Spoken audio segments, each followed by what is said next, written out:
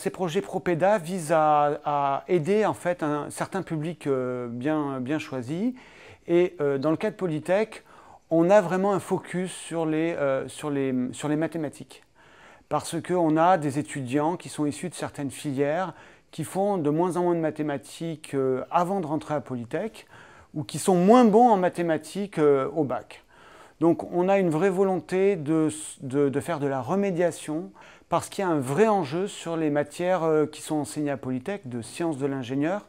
Et l'idée, c'est de donner des outils de base en maths à nos nouveaux étudiants.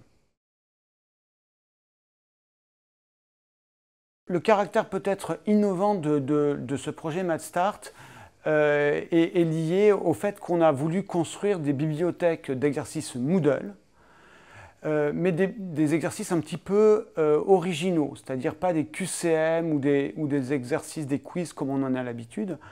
Là, on a créé des bibliothèques d'exercices dans lesquelles les données dans l'exercice sont aléatoires. C'est-à-dire qu'on génère à la volée un exercice par étudiant. Deux étudiants qui dans l'amphi sont assis à côté n'auront pas le même énoncé.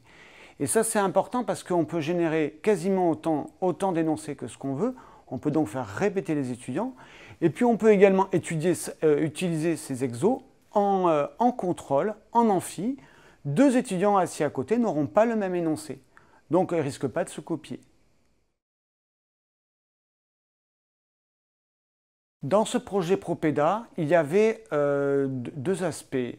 L'aspect génération d'exercices dont je viens de parler, et puis il y avait un autre aspect qui était lié à l'utilisation d'un nouveau plugin de Moodle, une bibliothèque de Moodle qui permet de générer ces exercices. Et cette bibliothèque n'a pas encore été déployée au niveau de l'UM. C'était partie intégrante du projet de faire en sorte que cette bibliothèque puisse être déployée. Elle le sera à partir du mois de juillet de cette année et on pourra commencer à utiliser nos exercices sur des étudiants dès la rentrée 2025. Donc on n'a pas encore de retour, mais je suis sûr qu'on en aura bientôt. L'intérêt de ces appels à projets, c'est très important ces appels à projets, parce qu'en fait, ils nous permettent ils nous obligent plutôt, à mettre sur le dessus de la pile des actions qu'on n'aurait pas le courage, la volonté ou les moyens de mettre sur le dessus de la pile. C'est-à-dire qu'en fait, on est tous un petit peu sous l'eau en permanence avec la routine, que ce soit du côté de l'enseignement ou du côté de la recherche ou de l'administratif. Quand on est lauréat d'un appel à projet, on est obligé du coup de travailler des domaines différents d'innovation et de tenter des expériences nouvelles. Et donc ces appels à projets, je crois qu'ils sont très importants pour apporter de la nouveauté dans nos enseignements et dans nos pratiques.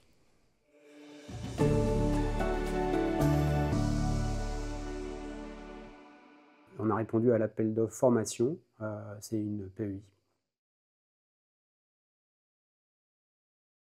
Dans notre structure, on a plusieurs axes stratégiques et un de ces axes stratégiques, c'est la responsabilité sociétale et en particulier la responsabilité sociétale de l'ingénieur. L'idée, en fait, c'est de se dire qu'on forme des jeunes et si on a bien fait notre travail, ils devraient avoir un petit peu plus de responsabilité que la moyenne dans leur activité professionnelle. Et donc, dans ce cadre-là, c'est essentiel qu'on les sensibilise aux enjeux qui seront, je veux dire, hélas, les leurs, qui sont les enjeux de transition écologique. L'originalité de ce projet, je dirais qu'il va au-delà en fait de ce qu'on a mis en place en termes de formation plutôt académique sur le plan transversal. C'est-à-dire qu'aujourd'hui, sur les aspects sensibilisation ou encore sur des aspects compréhension des enjeux de transition par le fait scientifique, c'est des choses qu'on fait qui sont relativement bien consolidées. Mais on peine plus à former nos jeunes à ce qu'on appelle l'approche systémique, c'est-à-dire qu'envisager des solutions sur les enjeux de transition écologique, c'est d'avoir une approche système. Et dans ce cadre-là, on a travaillé avec en particulier notre pôle sciences économiques et sociales, donc les enseignants de ce pôle-là, pour mettre en place un projet de formation original autour des controverses. L'idée, et c'est donc le cœur du projet, c'est qu'il travaille sur une controverse qui soit centrée sur une problématique associée aux enjeux de transition écologique et sociétale. Et il y a une deuxième partie qui me tient particulièrement à cœur, c'est l'aspect micro-certification. C'est-à-dire proposer aux jeunes, au-delà de la formation académique classique, pour ceux qui sont motivés, de pouvoir valoriser leur engagement dans le cadre de la formation et de pouvoir le faire aussi au travers du passage d'un texte, d'un examen qui est un peu exigeant. C'est un peu la base du TOEIC, c'est-à-dire l'idée c'est qu'on va leur donner tout un tas d'éléments documentaires et un questionnaire ouvert pendant toute l'année.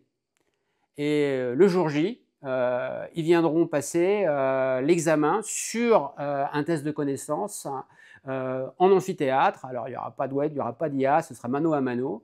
Et s'ils valident sur un niveau qui sera un niveau d'entrée exigeant des connaissances, des connaissances très transversales, justement, sur un aspect qui est très systémique des enjeux de transition, ben on leur donnera cette micro-certification.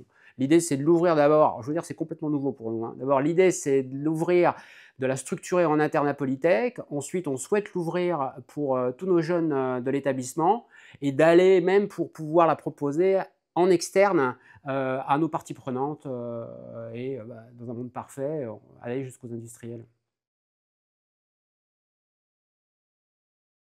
Il va démarrer. Donc des retours sur les étudiants, c'est un petit peu tôt. Ce que je peux vous dire, c'est qu'aujourd'hui, nos jeunes, ils nous challengent en nous disant, bah, nous, sur ces aspects-là, on a envie qu'on nous propose des cours, ok, c'est bien, mais on a envie que vous alliez au-delà et que vous nous donniez de l'autonomie.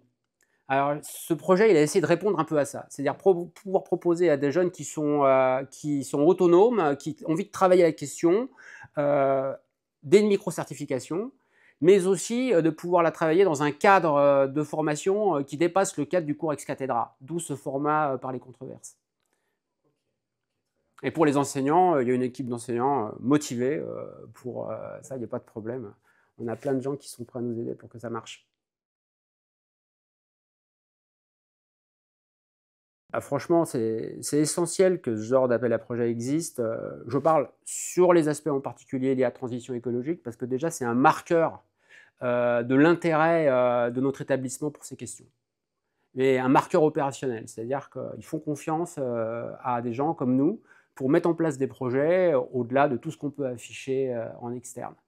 Et le second point, c'est que c'est un point clé qu'on veut mettre en place des enseignements qui ne soient pas uniquement des enseignements sur le cœur disciplinaire, qu'on arrive assez bien à structurer, sur lesquels on a des moyens facilement, mais là, on est sur des choses un peu originales qui dépassent ce cadre-là.